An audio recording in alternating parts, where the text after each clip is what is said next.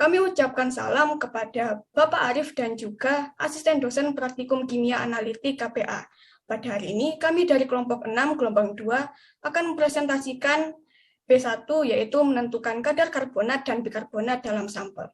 Di dalam kelompok kami terdiri dari saya Ariel Halim dengan NRP 16.022.1001.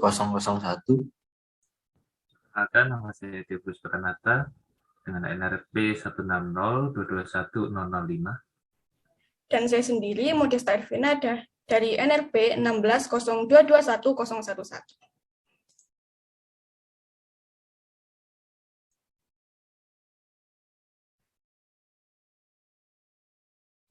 Baik, untuk dasar teori dari praktikum P1 ini, yang pertama, menurut Sumarjo, analisis kimia merupakan metode yang digunakan untuk mengidentifikasi suatu komponen ataupun kandungan senyawa suatu sampel. Kemudian, analisis kimia ini dapat dilakukan menggunakan dua metode, yaitu analisis kuantitatif dan juga analisis kualitatif. Kemudian yang kedua, menurut Wahid Murni, analisis kuantitatif merupakan metode analisa yang digunakan untuk menjawab berbagai pertanyaan yang membutuhkan data berupa angka yang memiliki tujuan untuk menentukan banyaknya jumlah zat dalam satu sampel.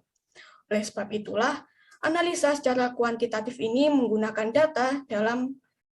angka dalam data induknya.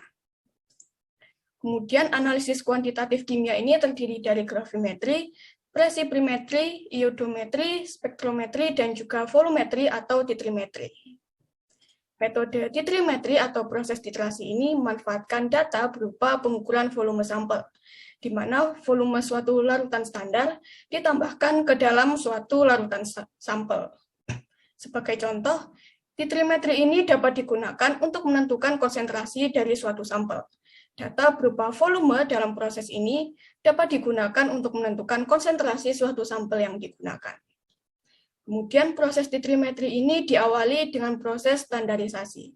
Menurut Kenkel, standarisasi merupakan proses yang dilakukan ketika konsentrasi larutan standar sekunder ditentukan melalui proses titrasi larutan standar primer. Menurut Day dan Underwood, larutan standar sekunder merupakan larutan standar yang digunakan untuk menimbang dan melarutkan suatu senyawa tertentu yang tingkat kemurniannya lebih rendah. Oke, bisa di next.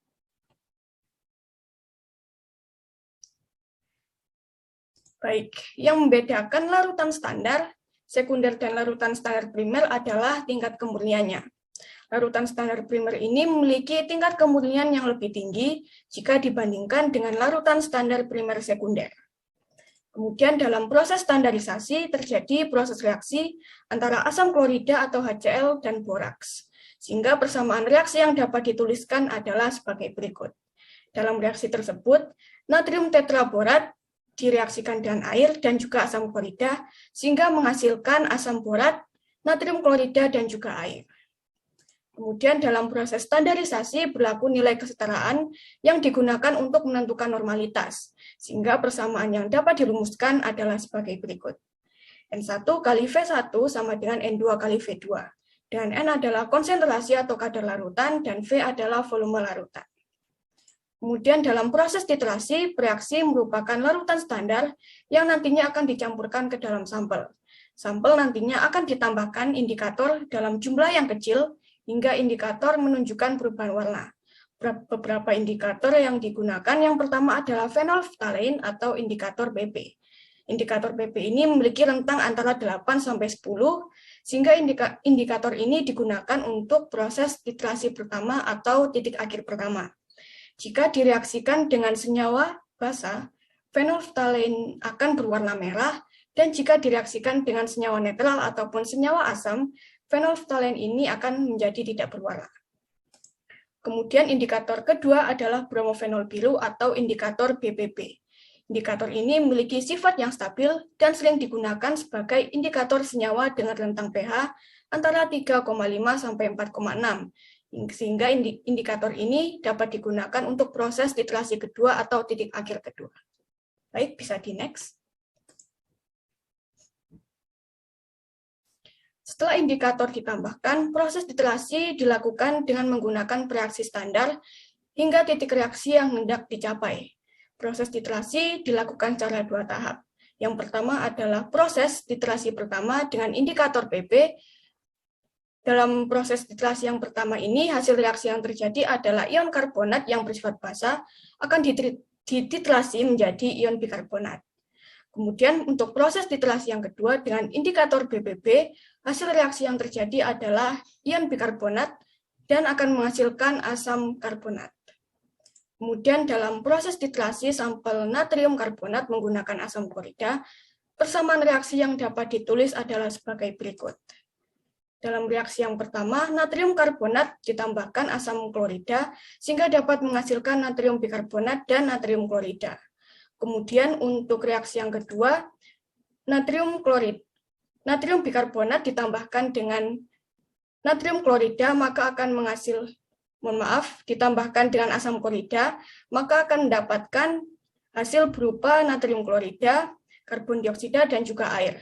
Dalam reaksi tersebut, berdasarkan reaksi yang ada di atas tadi, dalam proses titrasi 2 langkah ini dengan indikator PP yang memiliki rentang antara 8-10, natrium karbonat yang bersifat basa akan menghasilkan natrium bikarbonat dengan nilai pH yang lebih rendah. Selain itu, dalam proses titrasi yang kedua dengan indikator BBB yang memiliki rentang pH antara 3,5 sampai 4,6, proses ini akan menghasilkan produk berupa natrium klorida dengan nilai pH yang stabil. Oke, bisa di next.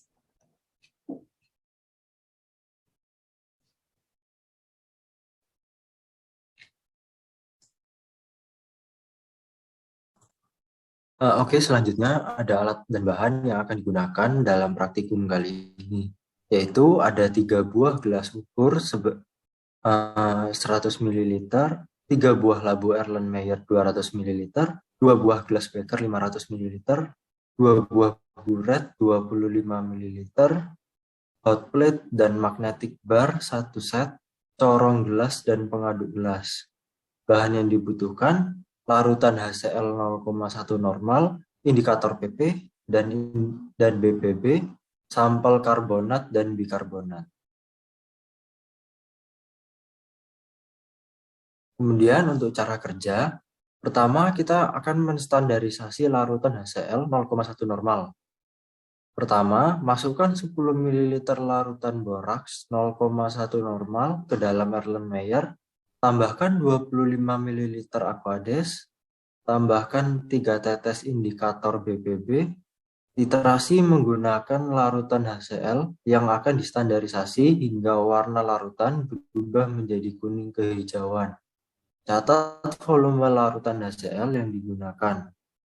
Hitunglah konsentrasi larutan HCl standar.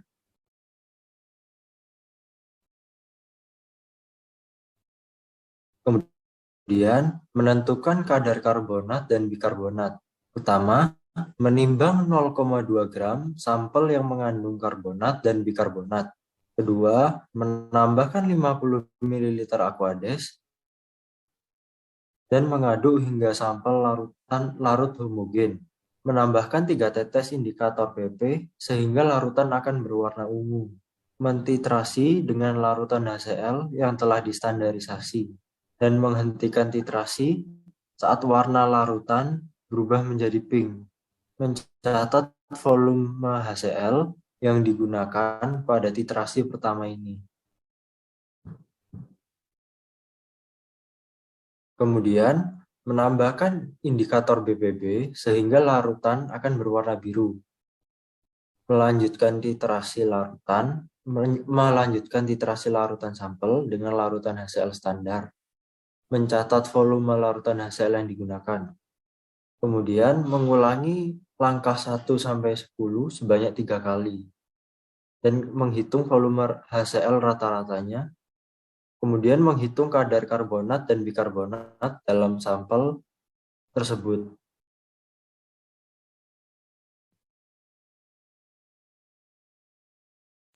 Lalu ini adalah hasil data yang kami dapatkan, di mana massa toraks tertimbang adalah 1,005 gram dan volume larutan boraks yang dibuat adalah 100 ml.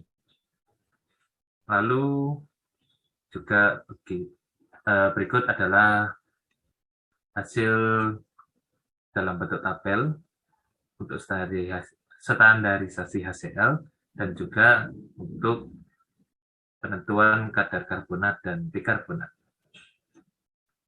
Lalu pada pembahasan kami akan membahas dalam bentuk 3 poin.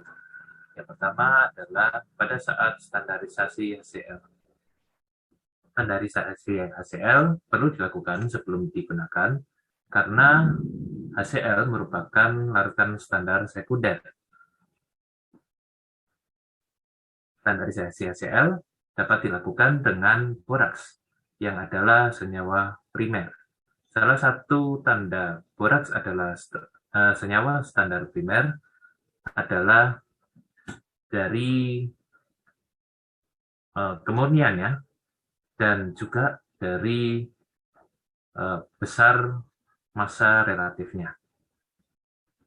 Berikut adalah reaksi standarisasi HCl. Lalu setelah distandarisasi, HCl dapat digunakan. Pada titrasi yang pertama, dilakukan untuk menentukan kadar karbonat. Namun, meskipun pada sampel terdapat kadar bikarbonat tidak ikut bereaksi pada titrasi pertama ini karena natrium bikarbonat memiliki sifat yang lebih basa dari natrium karbonat. Nah, maksud saya karena natrium karbonat lebih basa daripada natrium bikarbonat, sehingga pada saat ditambahkan HCl akan bereaksi dengan natrium karbonat hingga kadar natrium karbonat habis. Barulah kemudian bereaksi dengan kadar natrium bikarbonat. Sehingga dilanjutkan dengan titrasi kedua untuk menentukan kadar bikarbonat. Namun karena tadi pada titrasi pertama terbentuk juga natrium bikarbonat, hasil dari titrasi kedua itu harus dikurangkan dengan mol yang terbentuk pada titrasi pertama. Jika setelah dilakukan perhitungan, demikian didapatkan kadar bikarbonat dan kadar karbonat. Dan maksud saya, kami juga ingin berterima kasih untuk para sumber yang telah juga berperan dalam pembentukan presentasi ini. Sekian presentasi dari kami. Kami memohon maaf apabila terdapat kesalahan kata ataupun kata yang tidak berkenan. Sekian, terima kasih.